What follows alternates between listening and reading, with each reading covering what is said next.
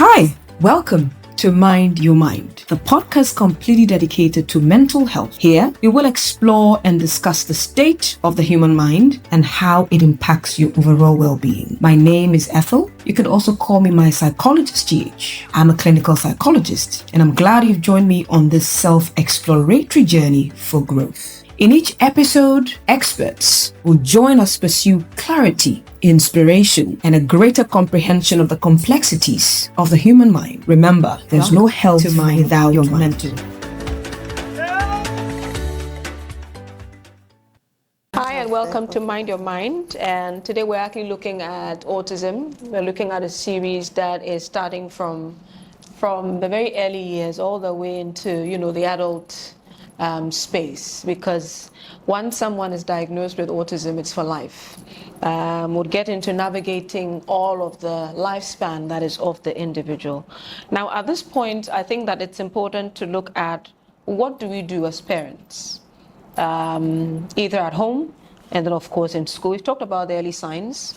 We've talked about what should we notice, what should we look out for. We mentioned some of them, but like I always say, it's important to always, seek professional opinion and never diagnose yourself. So for parents and teachers, I think that maybe for this one, would say this is the space where parents feel stuck for the most part. You've noticed something, all right, but you don't have a diagnosis. Or maybe you've actually called and booked, so we say you're on a waiting list. So you're still kind of in the middle at this point. Now, what can you actually start doing at home or in school? Then again, I'm sure there are parents who might not even have the opportunity, let's say, to even see a psychologist for an assessment, depending on the location, or an ABA professional, because there are a handful in the country, all right, or even the special eds as well, handful. Even for child psychologists as well. In our setting, definitely would say it's a handful. So what can parents do? What can teachers do? And I think that we'll start the conversation and with this one, maybe we'll start with Harry as an ABA professional. Parents would shout, they would threaten, they would overcorrect out of frustration. And I've seen a lot of that as well. So even if they haven't seen a professional to be diagnosed, they've seen some of these symptoms or traits. What should they do? To that child, what can they do differently? Instead of the screaming and shouting and the threatening, and sometimes whether it's some negative reinforcement, punishment, I won't give you this and whatnot. What can they do differently? Okay, thank you very much. So with what parents can do, I'm sure the shouting, the screaming, the punishment, to them, because it stops the behavior temporarily, so they think it does something, but it doesn't do anything. There are so many things we could do. I think in the earlier podcast, I said that we need to look at the why of that behavior. Why is that behavior occurring? Yeah.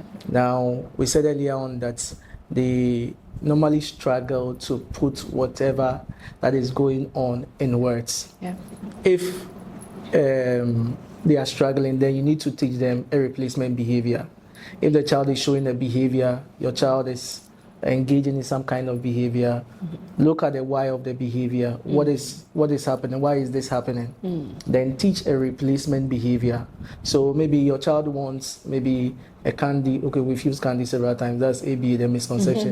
Maybe your child wants maybe a toy to play with. And instead of the child asking you, "Mommy, can I have the toy?"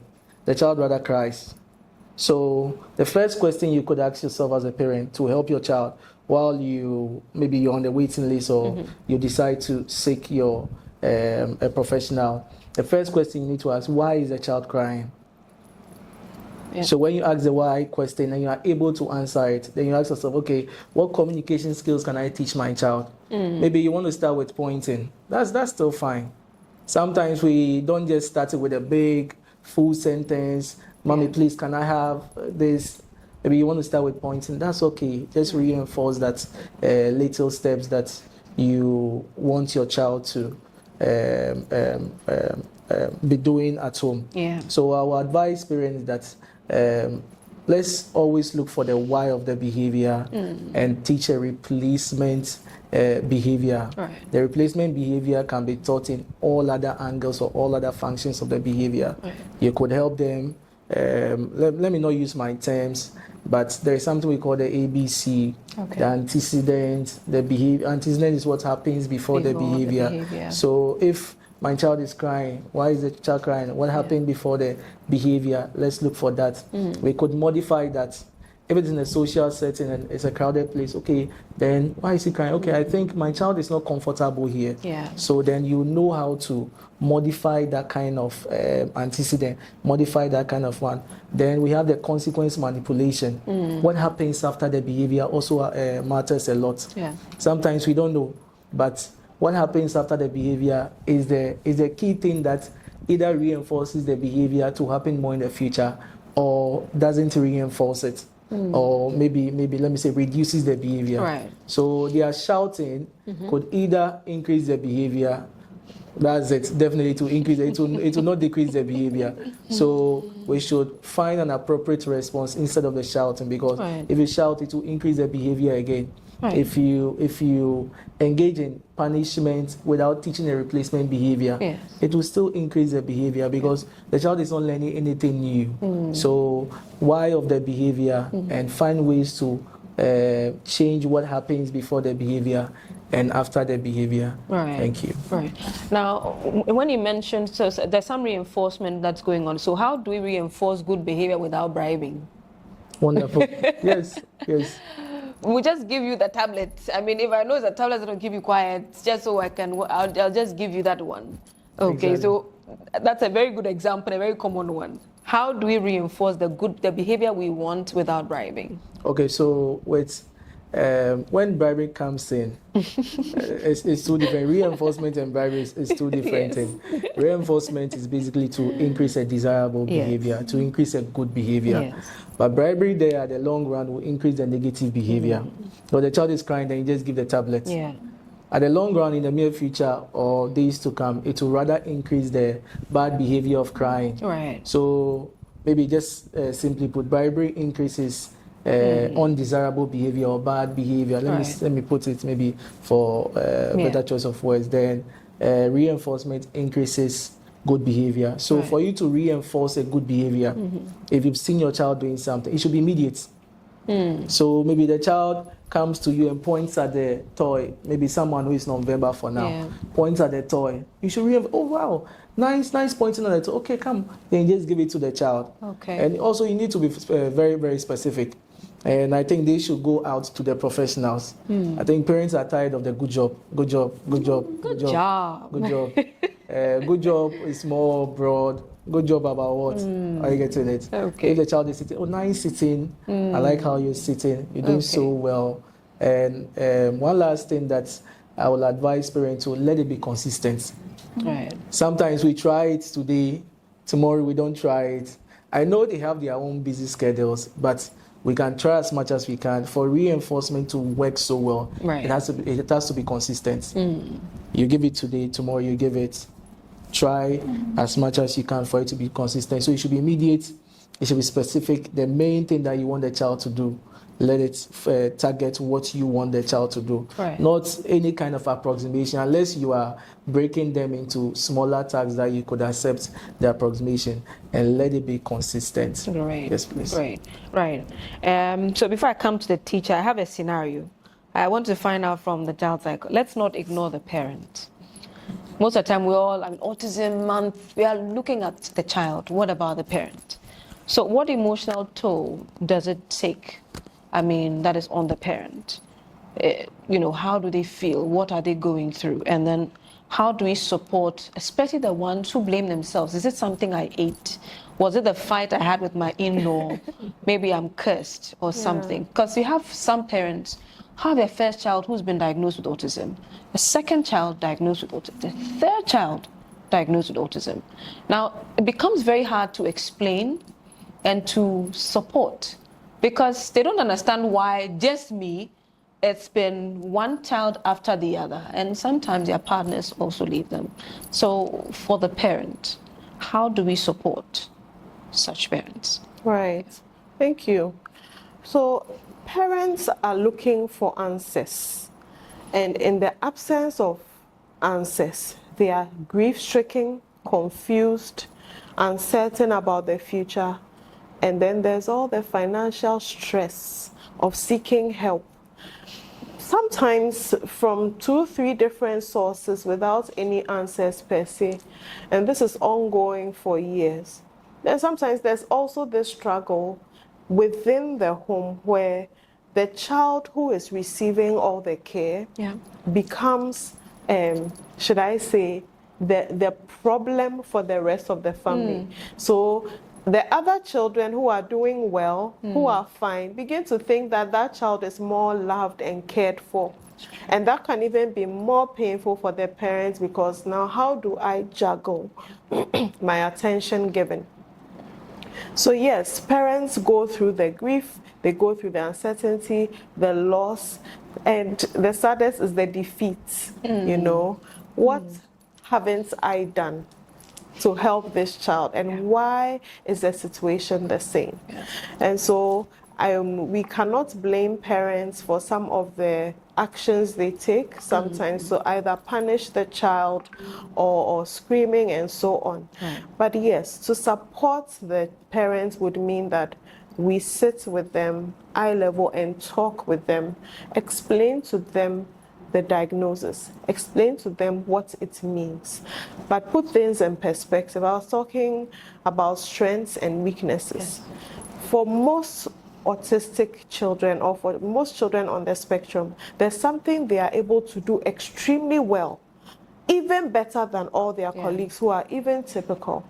And so it's very important that we are able to assure parents that, of course, nothing that the child is doing is because of you or your genes or your parenting style or your environment and so on. But there are also things within the child that really are better and advanced than many of us. Just because it looks like some part of the brain is silent doesn't mean that all of it is not working. And then parents are usually, beyond empathy, they are looking for direction. So what do I do? This is where we help them. Your previous question was asking, what do we do to help the child? A parent would appreciate the knowledge that children strive in structure. And so to be able to raise a child suffering or on the spectrum, you want to establish your home such that from 6 a.m. when they wake up to 7 a.m., they know what they are doing. Then they know this is next, all through the entire day. They feel safer. They are more functional within a structured environment. And then when they communicate this to the school, they realize that they do even better. So parents really are looking for empathy as well as that direction to take. Wonderful. Then, you know, to you, that's Ms. Ado, that as a SPED or a special ed teacher. Now, a teacher has 35 students in a class. Okay? There's one particular child who does not sit still, doesn't follow instructions, all right, and disrupts others. There's no diagnosis. What realistic strategies would you recommend? Not necessarily ideal ones, okay, but the ones that can work in that setting. 35 students in a class. What are some of the strategies? And I'm sure this would be very helpful to a teacher who might be listening. Yes. Maybe parents have even refused to go for an assessment. Okay, so what can that teacher do? What are some helpful strategies they can try? All right. Thank you very much for the question. So you said there are 35 students in a class, and then there's one child that has been noticed to be all over the place. He can't sit still, and probably disrupts the others. So realistically, as a teacher, you cannot ignore the rest of your class and then focus all your attention on this one student. It can't happen. I mean, the children would complain. And we even see that in our schools these days where, you know, some of these kids will come and say, why is this child getting extra attention? Why is she given extra time? You see, so what I would do in such a setting is first of all, the seating arrangement. Okay. I would position this child in a place where, my eyes would be definitely on this child. So probably in front, and also amongst responsible children or responsible and serious students. So I'm not going to place this student with a group of other kids that are almost like him or would also like disrupt, as Mr. Harry said, antecedents. So you would see the child, making noise, and you need to ask yourself, why is this child making noise? He's probably seated amongst people that encourage these behaviors. So the sitting arrangement is very necessary. And also, because I know that this child is more likely to not sit still, I would not see that entirely as something that is negative, but I'll see that as something that is peculiar to him. So I would allow him extra break times. I would check in on him often. I would ask him, are you okay? Are you listening? Do you get it? And then I'd allow him to maybe go and then take a walk or something, just so that he is well emotionally regulated to, concentrate better in the class, whilst not neglecting the other students. Yes. Right. So that would mean that there are still some helpful strategies, parents and then teachers can employ. These are very basic things, that should be very helpful in the classroom setting. Then again, this is all about a child. You might have suspicions. There's been no diagnosis yet. And so it tells you that really there's still something that can be done. And then after there is a diagnosis, I think that then the support is more tailored, because you know for sure what's going on, what exactly is happening, and then how best to support. And so in terms of what parents are going through, what the child is also going through, then we have the diagnosis. Then the question is, now what? And I think that's where parents have a lot of questions. You've told them, okay, so your child is on the spectrum, level 1, level 2, or whatever it is. Then they're asking, what next? What do we do? That's like a major thing. It's like, please just cut everything, cut to the chase, go to the point. What are you saying? What can we do? They want to see how quickly we can start the intervention so they can see the difference, in their child. And so maybe for Mrs. Coulson, what's the right way to tell a parent their child is autistic? And then what emotional reactions should the professionals be prepared for? Right. Okay. Very important question. So I'd say do not use vague language. All right. We want to be clear. In one sentence, we tell them that based on the assessments, the observations we have made suggest that your child is on the autism spectrum. All right, that is clear, that is the truth, and you are not trying to sugarcoat it, right? So once you have said this, take your time and be open to hear what they say or how they feel. Be ready for silence, awkward silence actually. Be ready for tears, right? Be ready for shock, they are taken aback, so either a scream or something of the sort. And actually be ready for anything. You just don't know what somebody has been through and what they expect to hear. And so these are some of the things you should expect. Right. So then I'd ask Harry, behavioral therapy sometimes has a reputation. Has something else. A reputation, ABA has a reputation. Some people hear of ABA and they think it's too rigid, it's too harsh. They don't like, or they don't seem to understand the import of certain things, during the intervention. Now, what does good ethical practice actually look like for behavior therapy or for ABA? How do parents know that therapy is working? So 2 questions. The first would be, what does good ethical practice actually look like when it comes to ABA? And then for parents, how do they know that therapy is working? Some will tell you that, oh, it's not working. They've been to different places. Nothing is working. This person is not helpful. They didn't do anything. I can relate. You know? Wonderful, Yeah. wonderful. That's a great question. So let me start with a good ethical practice.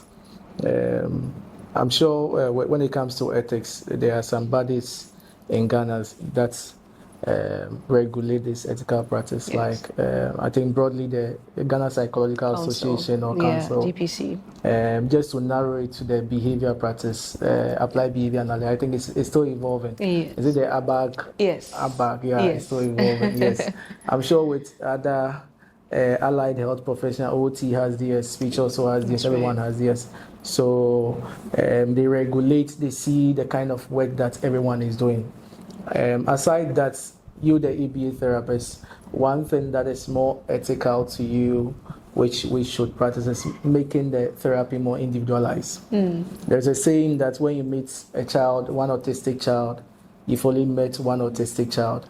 We don't just generalize everything because I met this person, so the same therapy I use for this, but I'm going to use the same therapy there. I'm sure it will not work. And another thing too is that we need to also respect the child's dignity. Right. Consider the child as a human being. No surprising, this year's Autism Awareness Celebration Day or something. It's under the theme Autism and Humanity. Yes. Every life value or something. Every life has a value, which tells us that we need to also consider them as part of the human future. Consider them as human. Respect them as they are. Don't treat them as, hey, you are this. Why are you behaving this? I don't like how you do this. No, treat them as humans. And one other thing too that we need to also do is, which I normally say is about social validity in terms of ABA, is when you involve the parents in the interventions. So after you've drawn your kind of interventions that you want to draw, you need to ask the parents their intake. Is there anything they want you to work on? You might have gathered your history, done your own kind of behavior observation and assessment, brought out your intervention. You need to ask them their input. If, again, their input is more unrealistic, you explain it to them.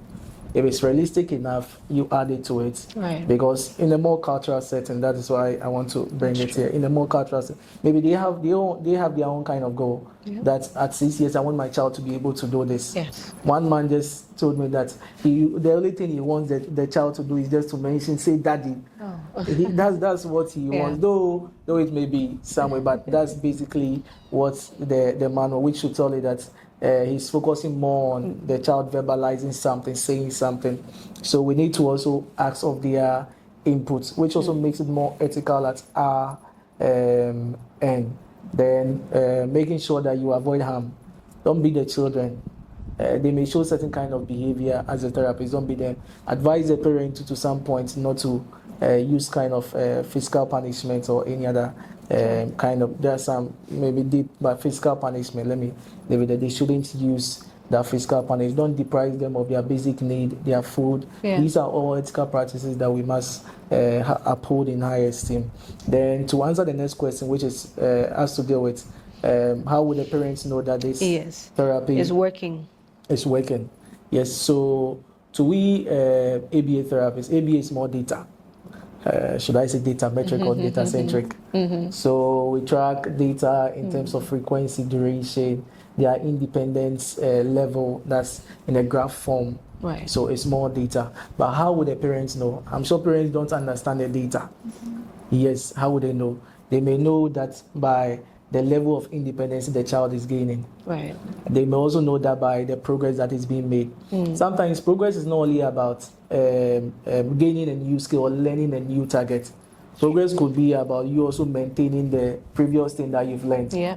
Because learning, to define learning broadly, we said it is a relative permanent, so you could forget. Yeah. But your progress could also be measured by you maintaining what you've been taught over some time. Yeah. Because if you've been around neurodiverse kids, you can see that they tend to forget what is being taught. Yeah. So we have review, we have maintenance. Yeah. Basically to revisit what has been mastered already.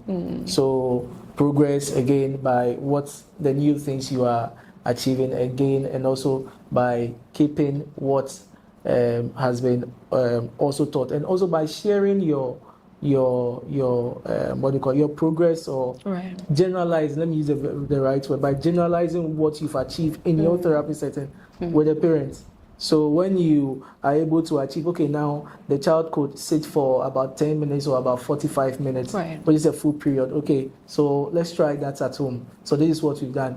Please try and replicate the same thing there. Right. So when they generalize it there, I'm sure if they're able to do it and they see it for them, so that the child will sit down for 45 minutes, Yeah. it's enough to tell them that the child is progressing or the progress. therapy is working. Yeah. Yes, please. Yeah. Okay. Right. And then we'll come to a teacher as well. So now we say there's a diagnosis. Okay.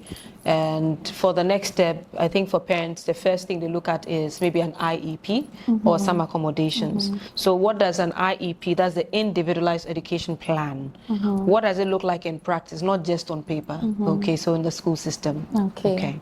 Okay, so the IEP, Individualized Educational Plan, is a document that encompasses the student's learning needs, sometimes his or her history, medical history, background, assessments that have been done and the results and, the way forward. That's what's most important. So the interventions that are tailored towards the specific learning needs of this child. And, the good thing about the IEP is that, it shows that not just the child is involved, everyone is involved. It's the whole community, the parents are involved, the teacher, even non-teaching staff, even the peers are involved, right? So to, enable the holistic education of this child. So, yes, that's about it. Yeah. So with that, then how do you set realistic goals for the child who learns differently or who is learning differently? Okay, so how are we going to set realistic goals? Yeah. Okay, so first of all, we need to understand that even within the autism spectrum, there are differences, there are variations. So we cannot compare two autistic children. We cannot give them the same benchmarks or the same goals, right? So first of all, there needs to be consistent observation. You'd need to observe the student over a period of time, not just in the classroom, outside the classroom, in the home, and then everywhere. So there's this something called the environmental observation. You do all that, yes. And then you can go ahead and then set your targets for this child. So depending on the strengths and weaknesses for this child, and also depending on the age. So for younger kids, we sometimes advise that it's best to allow them to mainstream, because you can never tell a child's strength earlier, like usually around that age. So if a child probably doesn't like arts, does not mean the child may not grow up and then want to change an interest. So usually for the little children, we advise that let them take all the classes, let them do it all, the music, the arts, the maths, and as they grow older, then we can streamline to what their strengths are. So the goals sometimes depends on the age as well. So you'd, for example, take a student and you'd realize that this autistic child is struggling with maths, right? But he's good with English, right? And then some subjects are core, you can't do without it. Some subjects like maths, English, and science, whether he likes it or not, he's going to take them. So you manage the situation and not just throw one away and go okay, he's not good with English, so we're not doing anything about it. So this child is not doing well in English, so English has different parts. There's a comprehension, there's the composition. There are some students that have very little understanding of comprehension. Others with the dyslexia can't really spell right. Others can't form or give good essays, right? So you look at all that and then you streamline what the goals may be. So you could say that, okay, so this child cannot sit down and write a 300-word essay. So the goal for this child is that within the next term, this child should be able to do that. Right. Or, yes, within the next term, this child should be able to have a different way of assessing this child. So it all depends on the child. There are some children that, okay, we could help assist the child to meet the standards. Right. And there are some that there's nothing you can do about it. We need to differentiate. Everyone else is writing the essay. You can suggest that this child would verbally tell you what this essay is. Okay. Yes. Okay. Right, and that's where some teachers find it too burdensome. They're not being paid enough for that very additional true. chore. That's You are very pulling them true. back and whatnot, right? And I think we're looking at this point regarding, the learning years, okay? I think that we'll get to things regarding inclusion as we go along. But I think at this point, for parents that are watching, parents that are listening or might have tuned in, it's very important then to, remember, I think, from the professionals that there's hope. I mean, from everything that you are talking about, the interventions that are available. And until you've tried them, I think that I wouldn't want you to sit and feel helpless for the most part. There's help for you as a parent because of what you're going through, and then of course for the child as well. So definitely there is some hope. So for the parent that is listening, there's a way to encourage you to have some hope, and then also reach out and get the support that you need. Thank you.